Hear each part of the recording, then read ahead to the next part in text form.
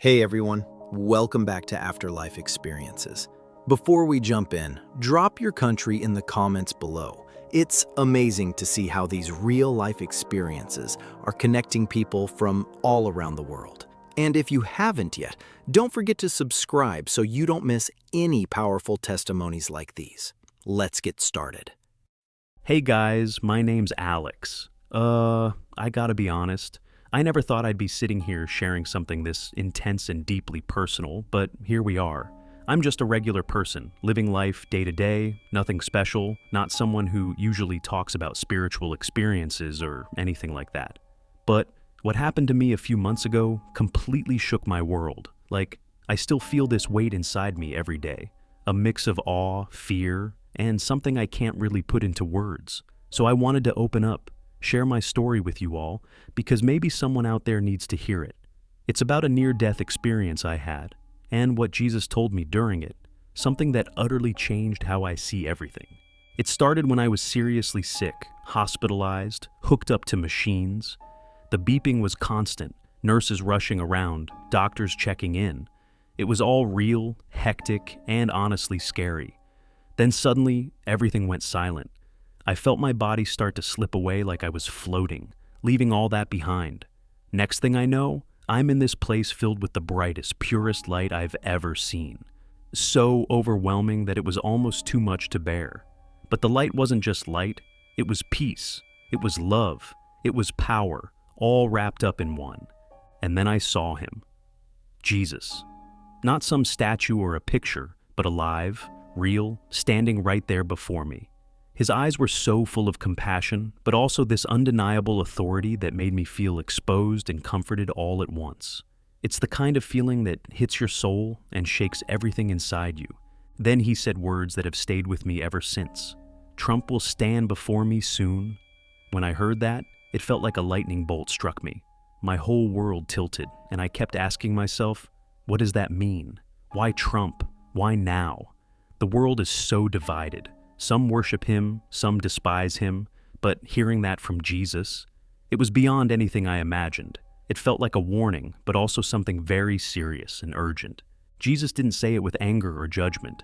His voice was calm, but carried a weight that made me realize this moment is enormous, bigger than politics, bigger than anything we can fully grasp. It's about truth, judgment, and something eternal. That moment still shakes me every day. I've been trying to understand it, to make sense of what it means. And I know now I have to share it, because maybe it's a message for all of us. That's how it began. And trust me, Jesus showed me so much more after that. The things I'm about to share with you aren't easy to hear, but they're real. So stick with me. This is only the start of what I saw, what I felt, and what I still carry with me.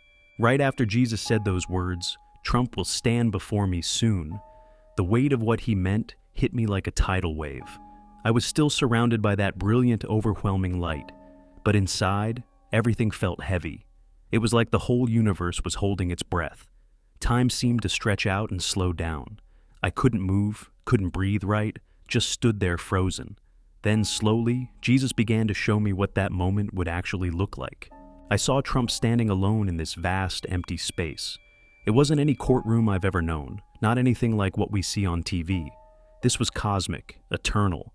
There was a throne there, glowing with light that was fierce yet pure, powerful but gentle. Trump stood facing it, stripped of all the power, the noise, the crowds and cheers he had on Earth. He wasn't a politician or a public figure anymore. He was just a man, confronting every choice he'd made in his life. What hit me hardest was how vulnerable he looked in that moment. No cameras, no people watching, no distractions, just raw truth. Jesus was there too, standing nearby. He wasn't angry. His eyes were full of sorrow and hope. It was like he was waiting to see if Trump could truly face the full weight of what he'd done, not just for the world, but for every soul that had been touched. The silence was overwhelming, but the gravity was even more crushing. Then it hit me. This moment wasn't just about Trump. It was a symbol of something far bigger, like the fate of a nation hanging by a thread. I saw flashes, families torn apart, voices shouting at each other across invisible walls, and beneath it all, a spiritual battle raging fiercely. It was heartbreaking, terrifying, and unbelievably real. Jesus didn't explain everything to me. The message wasn't spelled out, but it was crystal clear. This moment is coming soon. It's a wake-up call, not just for Trump, but for all of us. Since then, I've been carrying this heavy burden, trying to understand why I was shown this and what I'm meant to do with it. There's so much more that I saw, so much more I need to share. This vision changed everything about how I see the world. What stayed with me, even after the vision faded, was the weight of leadership, the real spiritual cost of it. Jesus told me something I can't stop thinking about. Leadership is a sacred trust, and every choice echoes beyond what the world sees. It touches eternity. That line hit me so hard because it's true in ways most people don't understand. What leaders decide isn't just political. It ripples through the lives and souls of millions. Jesus showed me scenes of this country, broken families, people shouting, confusion, and anger everywhere. But underneath all that chaos, there's this spiritual war happening. I saw the moment Trump stands before him as a pivotal one, like a crossroads for the nation. It's the moment truth will be unveiled, and the country will either start healing or spiral deeper into division. What surprised me was the mercy in Jesus' eyes. It wasn't hatred or anger. It was hope, longing for repentance, for people to turn back to truth. But I also saw the resistance, the pride, the fear that would harden hearts and make the path forward difficult. That's when I felt a burning inside me, a call to share this story, to warn people, to prepare others. Because this isn't just a vision or a story. It's real, it's coming, and it affects every one of us. It's bigger than politics. It's about souls. And honestly, I'm still trying to process all of it, but I know I can't stay silent. There's more I want to tell you. The next part will be even more intense. Continuing from that, Jesus showed me that this moment isn't isolated. It's deeply connected to the state of the entire nation and even beyond. I saw how what happens when Trump stands before him will send ripples through families, communities, and whole countries. It's not just about one person. It's about a spiritual shift that could bring awakening or destruction.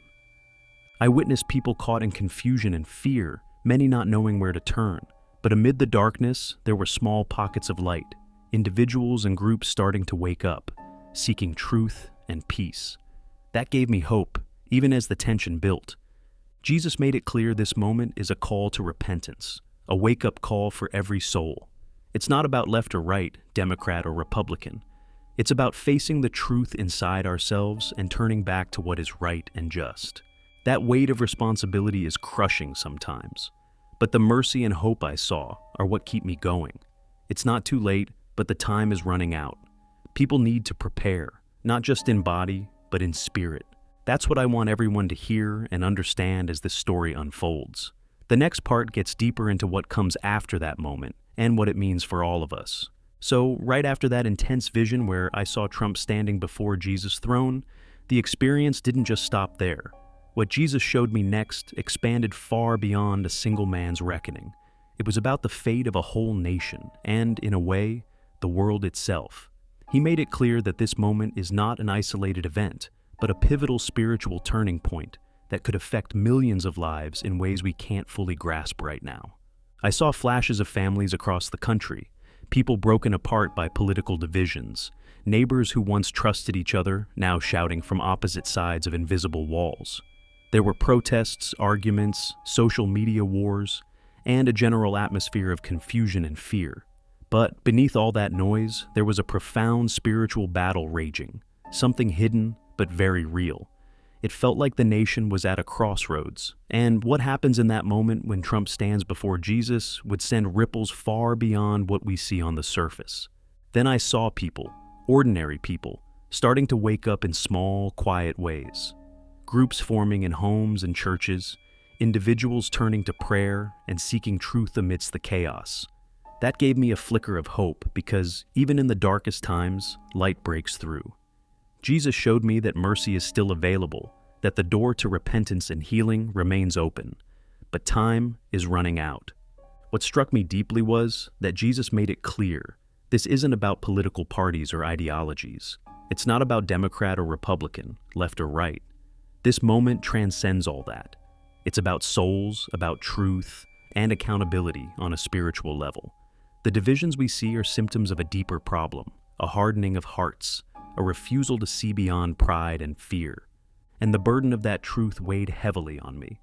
Jesus urged me to tell people to prepare, not just physically, stock up, or plan for uncertain times, but spiritually. To turn their hearts, to seek forgiveness, to pray, and to embrace love, even when it's hard, because the coming days will test us all. He showed me how communities could either come together in healing or fall apart further, depending on the choices people make now. The nation's future isn't set in stone. It depends on our collective repentance and willingness to seek truth. I want everyone listening to really hear this. This moment when Trump stands before Jesus is symbolic of a greater spiritual reckoning that's already begun. The decisions we make, the prayers we say, the love we share or refuse will shape what happens next for our families, our communities, and our country. It's a heavy message, no doubt. It's one that keeps me awake at night, wrestling with the responsibility of sharing it. But the hope, the mercy I saw, is what drives me forward. There's still a chance for change, for healing, but it requires humility and faith. I can feel that the time left to act is short. This isn't just a story or a vision to be ignored. It's a call to awaken before it's too late. The path ahead will be difficult, but those who seek Jesus with open hearts will find strength. That's the message I need to share with you today. And honestly, there's still so much more about what I saw next. The battles ahead, the choices before us, and the hope that can't be extinguished. So please stay with me as I continue, because this journey isn't over, and what comes next is even more critical. Continuing from where I left off, what Jesus showed me next was even more intense. After revealing how this moment would ripple through the nation and affect countless lives, he made it clear that standing before him is ultimately a moment of choice, not just judgment. It's a crossroads for every soul, including Trump's. I saw a door slightly ajar, a sliver of hope, offering a chance for redemption even at the very last moment. This surprised me deeply. I had assumed the moment was final, harsh, unforgiving. But Jesus' mercy was palpable. It was a reminder that no one is beyond grace, no matter how complicated or controversial their life may be. That door was a powerful symbol. Redemption is always possible, but it requires humility and a turning away from pride and fear. Yet, Jesus also showed me the reality that many will refuse this mercy. Pride, fear, and stubbornness will harden hearts, shutting out the chance to walk through that door. That refusal will bring pain and separation, not only for the individual, but for the broader community and nation. This moment of standing before Jesus represents that ultimate choice. Will we open our hearts to truth and love, or close ourselves off? It's a choice that each of us faces every day, whether we realize it or not. The weight of this truth was crushing but real. It made me think hard about my own life, my own choices. And I know it's a call for all of us to examine ourselves honestly, to seek mercy and grace while we still can. This part of the vision impressed upon me that judgment is not just about punishment, but about revealing where our hearts truly are. It's an invitation to transformation, if we're willing. That's why I felt compelled to share this with you all, not to scare, but to awaken. The stakes couldn't be higher, and the time to act is now. And honestly, there's still so much more that Jesus showed me after this. The story isn't over, and I want to keep telling it. Building on that, Jesus showed me how this moment, Trump standing before him, would not only impact one man, but send waves through families, communities, and the spiritual fabric of the nation. I saw how people would be forced to confront their own choices, their own hearts, in the light of what unfolds. The vision revealed scenes of both hope and despair. I saw families fractured by division, neighbors alienated by anger, and cities gripped by unrest. But alongside that, I also saw moments of profound peace, people turning back to prayer, reaching out in forgiveness, and seeking healing. It was clear that the outcome depends on which path we choose collectively. Jesus urged me to warn people not just to prepare physically for difficult times, but to prepare spiritually.